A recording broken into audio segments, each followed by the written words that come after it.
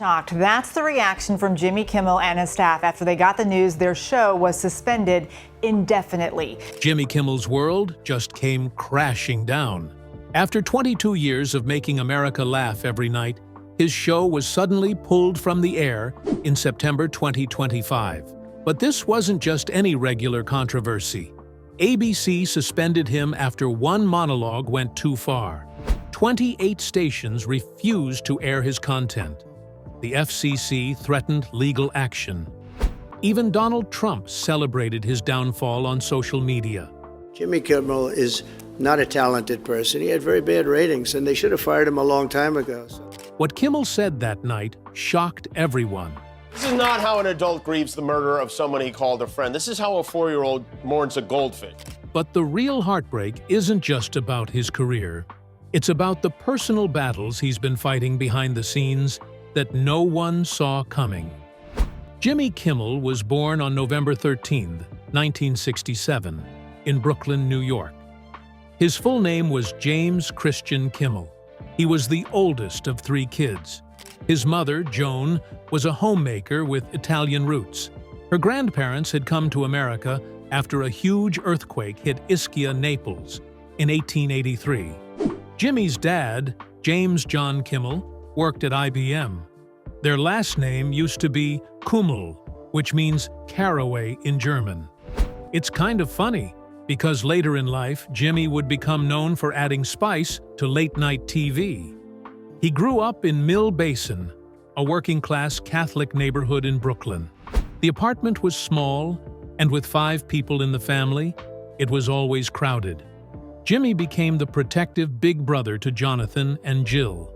That small apartment taught him how to speak up, how to be funny, and how to keep people entertained just to get a little attention. Every Sunday, Jimmy dressed in white and served as an altar boy at church. He took part in all the rituals and learned discipline and timing. But he was also a bit of a troublemaker. He once admitted that even during confession, he would joke around. The priests had no idea that the boy in front of them would grow up to become one of the most famous comedians in the country. Everything changed in 1976, when Jimmy was just 9. His dad got transferred from IBM to American Express, and the family had to leave Brooklyn and move to Las Vegas. It was a huge shock. Jimmy went from a quiet, church-filled neighborhood to a wild city filled with flashing lights, casinos, and performers. He remembered seeing Liberace buying meat at the grocery store in a hairnet. He once saw Sammy Davis Jr. shopping at a department store. These strange moments gave Jimmy a peek into the world of show business, long before he would ever become part of it. In 1985, he graduated from Ed W. Clark High School in Las Vegas. He didn't try too hard in school, but he still got good grades. He was the class clown and loved drawing. His favorite subject was visual arts, and he was really good at it. The school was so proud of him that later on, they built a shrine in his honor. Years later, Jimmy gave them $54,000 to say thank you.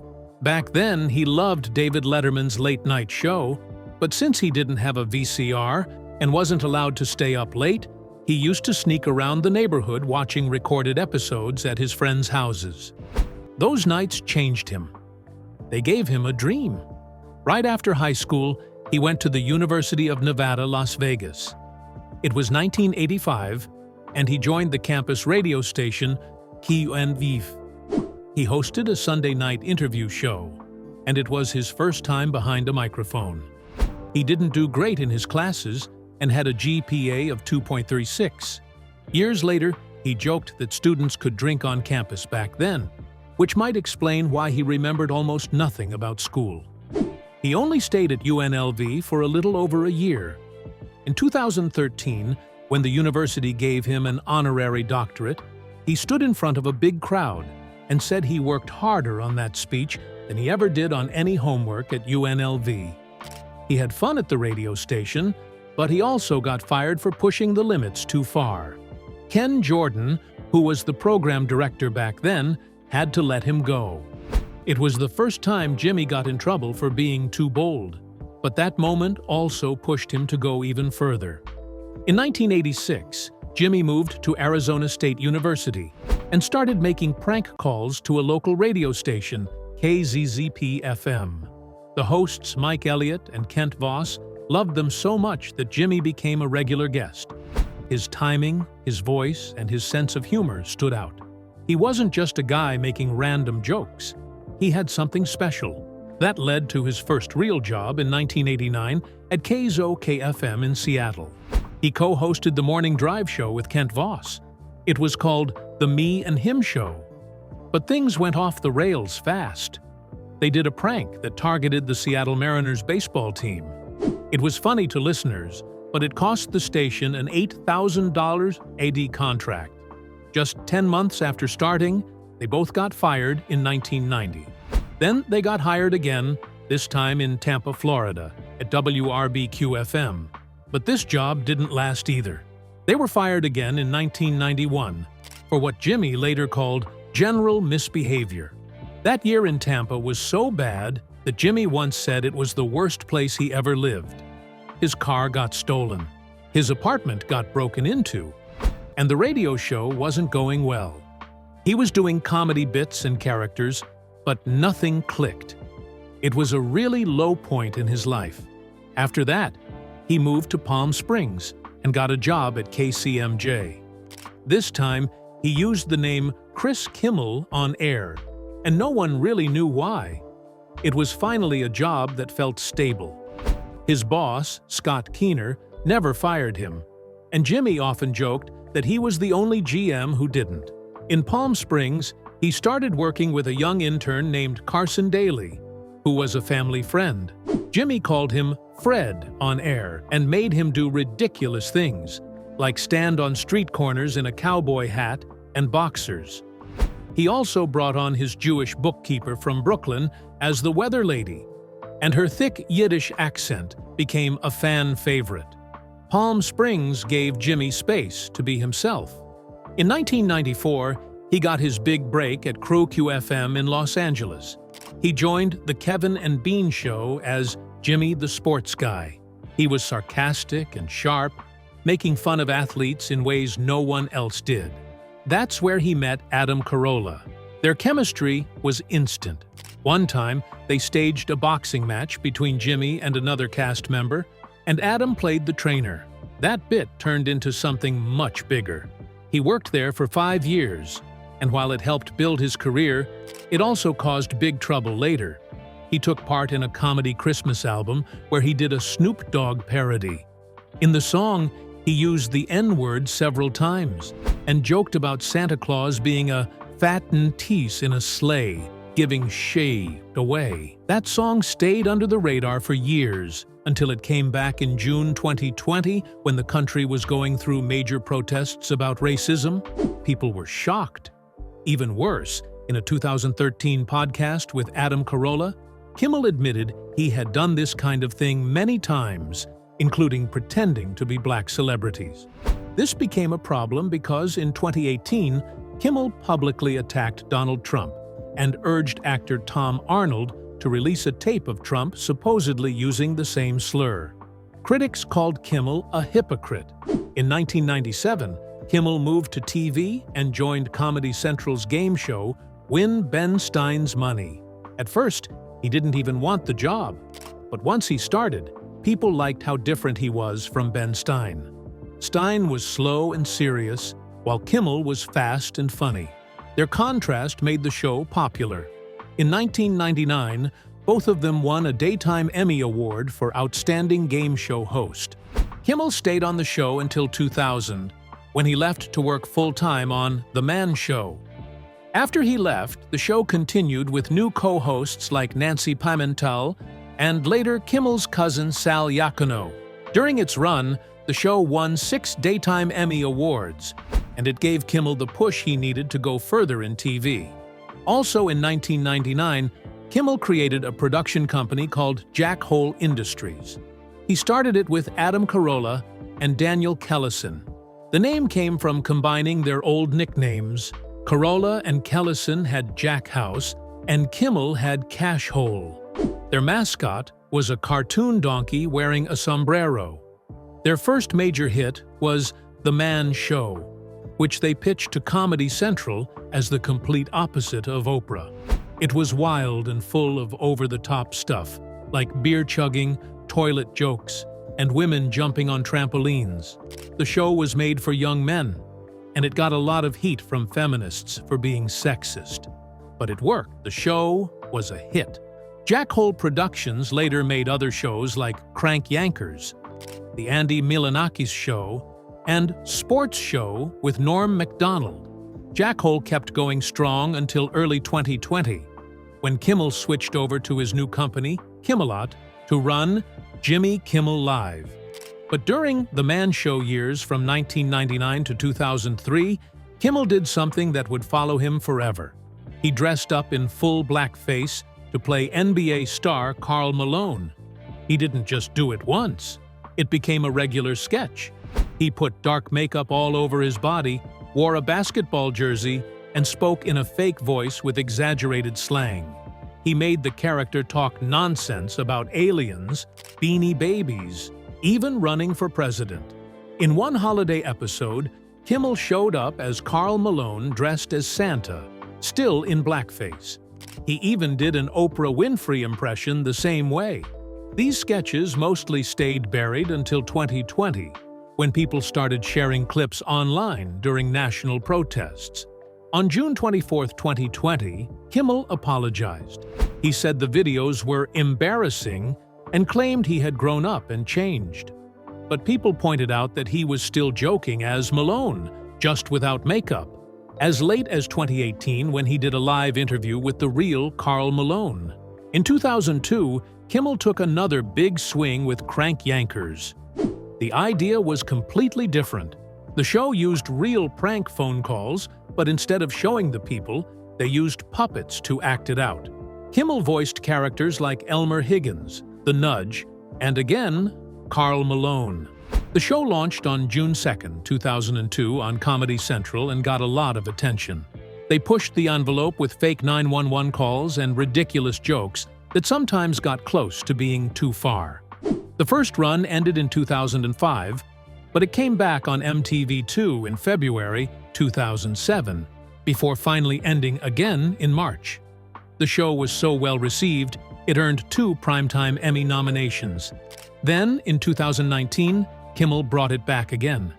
On February 11, 2019, he said Crank Yankers would return under his new production company, Kimmelot. Comedy Central picked it up again, and the new season premiered on May 5, 2021. This proved Kimmel wasn't just a face on TV. He had real producing skills too. Kimmel's biggest gamble came in 2003. On January 26th, right after Super Bowl XT7, Jimmy Kimmel Live aired for the first time. It came on at 12:05 a.m., a late and risky time slot. The debut episode had Snoop Dogg as co-host, George Clooney as the main guest, and Coldplay as the musical act, but it didn't go smoothly. Ted Koppel from Nightline introduced it by calling it "this piece of garbage." The early episodes featured beer drinking, wild audience games, and stuff that made ABC executives nervous. The Hollywood Reporter called the show a disaster and said it felt like it had no direction. They even said it explained why ABC wanted David Letterman so badly.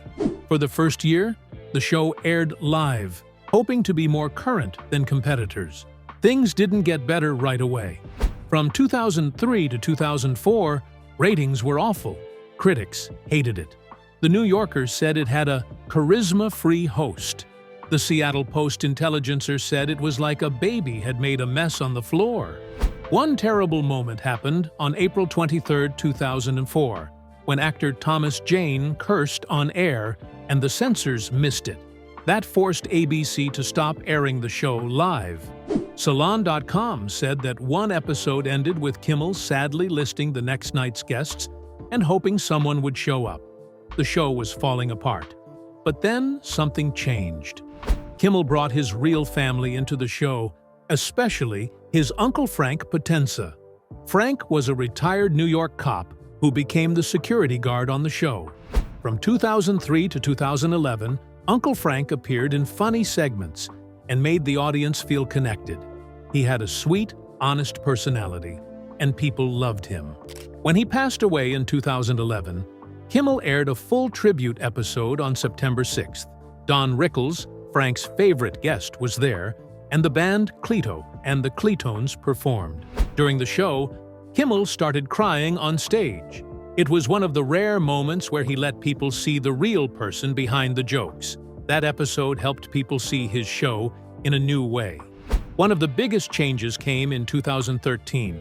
On January 8th, Jimmy Kimmel Live moved from 12:05 a.m. to 11:35 p.m., taking the spot that used to belong to Nightline. Nightline had been running since 1979 and was still doing well, so the move was a huge risk. But ABC went all in. They gave the show a brand new set, including a massive screen called the Wall of America. The show's format changed, too. Viral videos like mean tweets became huge online hits. There were also bold pranks, like the fake twerking girl who caught fire in 2013. Kimmel even changed how he used his set. The desk and chairs only came out for interviews after he finished standing monologues and sketches. Now he was competing directly with Jay Leno and David Letterman during a time when big changes were coming to late-night TV. In 2003, the same year his show launched, Kimmel also hosted the American Music Awards on November 16th. It was held at the Shrine Auditorium in Los Angeles. Big stars like Britney Spears, Christina Aguilera, Metallica, and Outkast performed. 50 Cent and Luther Vandross won the most awards. But Kimmel got into trouble again. He made a joke about Michael Jackson that offended a lot of fans. It was his first big hosting controversy and showed how dangerous his edgy humor could be. That moment became a warning sign. From then on, Kimmel had to learn when to push and when to pull back. But the job also opened doors. He kept hosting award shows after that, including several American Music Awards and even the Oscars. That first gig helped define his career, for better and worse. In December 2005, something strange happened at the very end of a late-night talk show. Jimmy Kimmel looked into the camera and said, "Apologies to Matt Damon, we ran out of time." Then the show ended. But Matt Damon wasn't even a guest. He wasn't booked. He wasn't backstage. He wasn't even in the building. Kimmel just made it up. He later admitted he felt the episode was so boring that he wanted to end it with a laugh. He said Matt's name just popped into my head because he was famous enough to sound important. That single sentence turned into one of the longest-running fake feuds in television history. Over the next 15 years, Kimmel repeated that line more than 3,000 times. It became a ritual. Every time they were out of time, Matt Damon was the fake victim. People started asking Damon about it constantly, even though he had never met Kimmel at that point.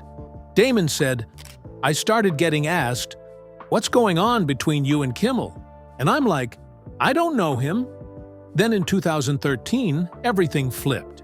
Damon hijacked the show. He walked out, taped Kimmel to a chair, and hosted the entire episode himself. He brought on all the guests, including famous stars like Nicole Kidman and Reese Witherspoon, and never once let Kimmel talk. From that point, the feud turned into something much bigger. It wasn't just a joke anymore. It became a show of one-upmanship. Kimmel once called Damon's movies unwatchable. Damon brought Ben Affleck and held his hand like he was his personal bodyguard. The joke was now everywhere. Award shows, charity events, online videos, even their families got involved. Kimmel's wife made jabs. Damon's wife laughed along. What started as a random sentence in 2005 somehow became a nearly 2-decade-long comedy saga. Then something happened in 2017 that changed everything, but not in a funny way. On May 1st, 2017, Kimmel returned to his show holding back tears. His newborn son Billy had been born with a rare heart defect called tetralogy of Fallot, with pulmonary atresia. It only affects about 1 in 2,500 babies. Billy turned purple just hours after birth. At only 3 days old, he was taken into open-heart surgery. Kimmel said it felt like their entire world collapsed. He said, "We had atheists praying for us." The monologue lasted 13 minutes, and by the time it ended, millions of people were crying with him. But Kimmel didn't stop there. He took aim at politicians. He said no parent should ever be forced to choose between saving their child's life and going bankrupt. He called out the healthcare system. He created what he called the Jimmy Kimmel test for lawmakers. He said any healthcare plan should protect kids like Billy, no matter how rich or poor their parents are. At first, Senator Bill Cassidy said he supported it. But months later, Cassidy backed a bill that didn't meet that standard. Kimmel was furious. On live television, he called the senator a liar. Billy has now had 3 open-heart surgeries. His most recent one was in 2024 when he was 7 years old. Through all of it, Kimmel stayed on TV, trying to make people laugh, even while his family quietly fought a war that most people never saw. Jimmy Kimmel's career took him in all kinds of directions after his rise to fame. One of the most surprising parts was his production company, Jack Hole Productions. He started it with his friends Daniel Kellison and Adam Carolla. The name came from a mix of their inside jokes and ended up sounding like a made-up curse word. Their logo was a cartoon donkey wearing a sombrero. But behind the joke was a serious impact on comedy television. In the mid-2000s, their wildest project was The Andy Milonakis Show.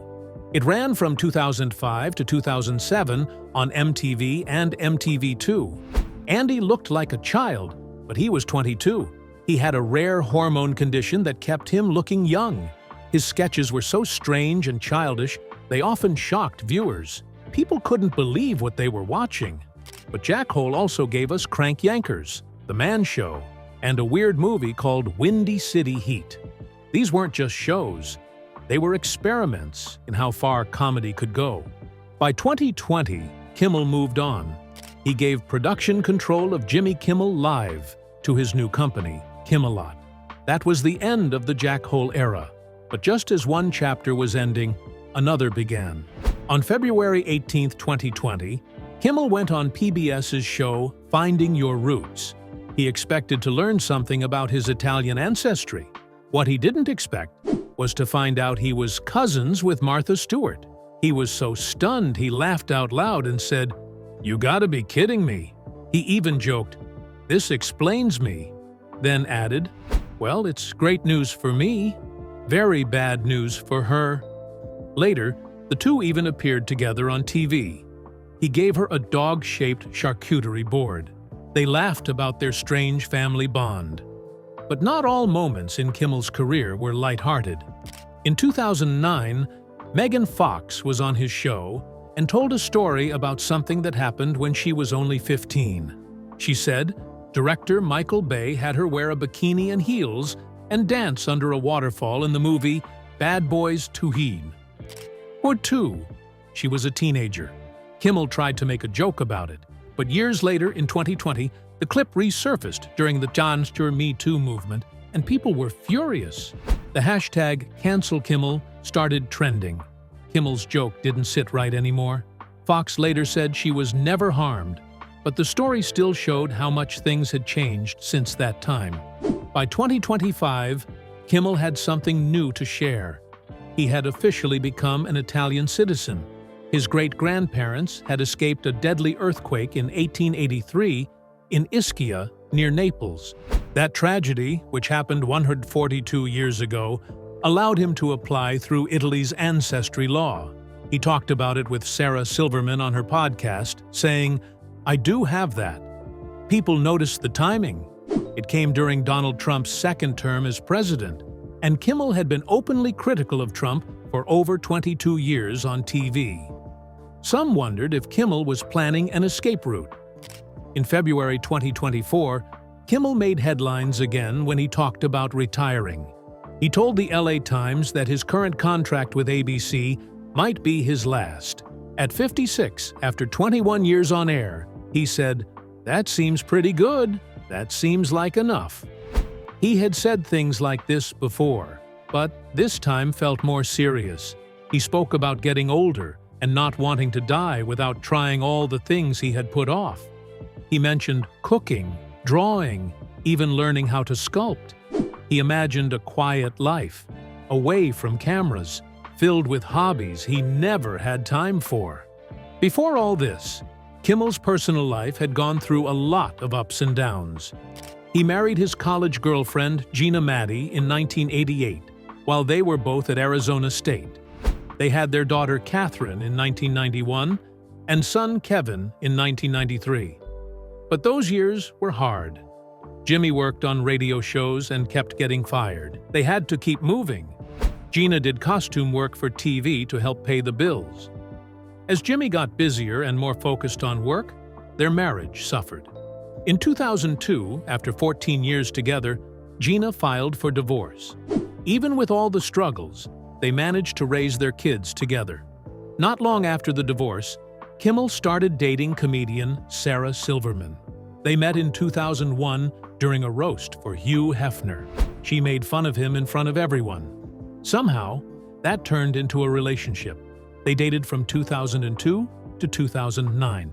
During those years, they made some of the most iconic comedy videos ever, including I'm Fing Matt Damon and I'm Fing Ben Affleck. These went viral before viral was even a thing. But when Sarah moved to New York, the distance was too much. They broke up for good in 2009, though she once saved his life when his appendix burst.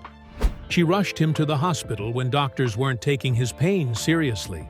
In 2009, Kimmel met Molly McNerney, a writer on his show. They started dating in October. 3 years later, they got engaged, and by July 2013, they were married. Their daughter Jane was born in 2014. Then their son William, nicknamed Billy, was born in April 2017. But Billy had a life-threatening heart defect. Just 3 days after birth, he needed emergency surgery.